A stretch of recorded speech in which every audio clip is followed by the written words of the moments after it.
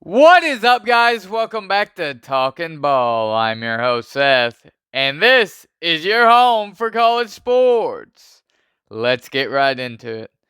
Well, guys, today we will be talking about Billy Napier and the Florida Gators. He's been head coach in college football for 5 years. He's 46-19. Last year at Florida was his first year. He was 6-7 overall. They lost the bowl game to Oregon State in a blowout, which a lot of the players left early. That you can't really blame on Billy Napier. He didn't have many players in that game, but. This year, he will be looking to improve. He got Trevor Etienne back. They got Graham Mertz in the transfer portal. They'll have to replace Anthony Richardson, and Graham Mertz is who they got as the guy at quarterback, most likely to come in and at least help the offense grow.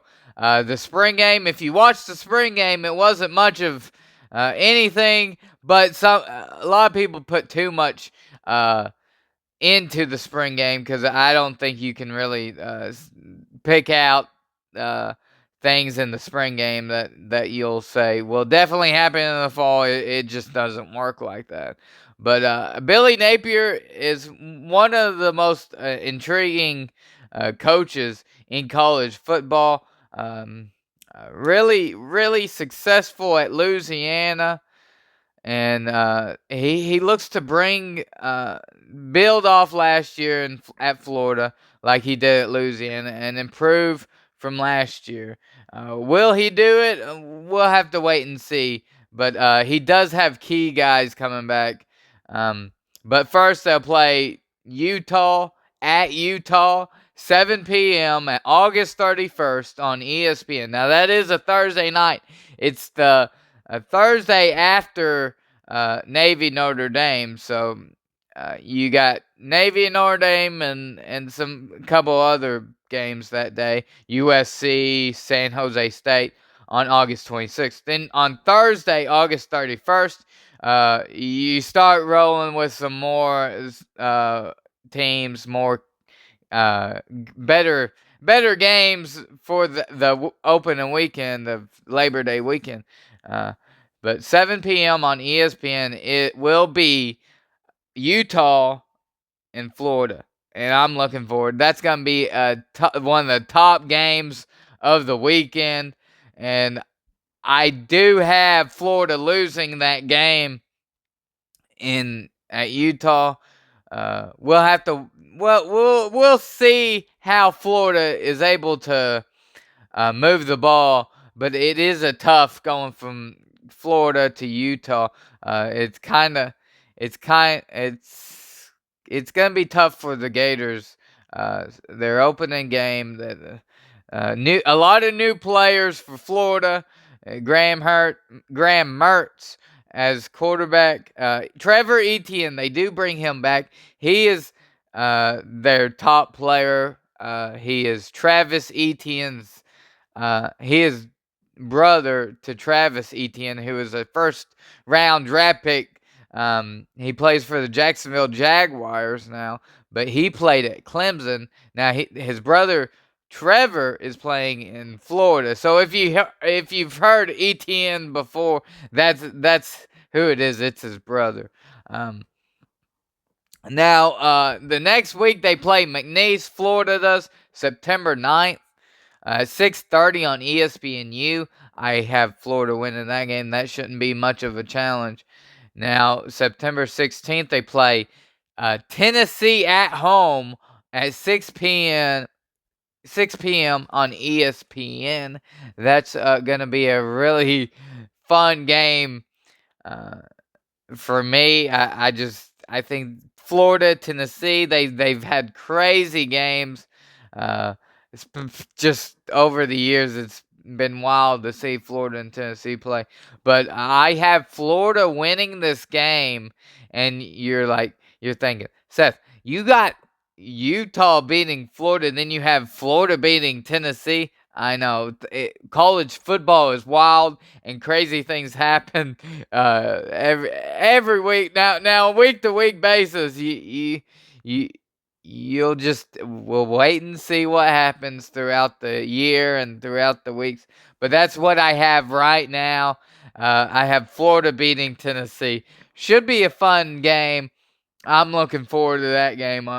That's week 3 in college football, September 16th. Now, September 23rd, they'll play Charlotte on the SEC Network Plus at 6 p.m.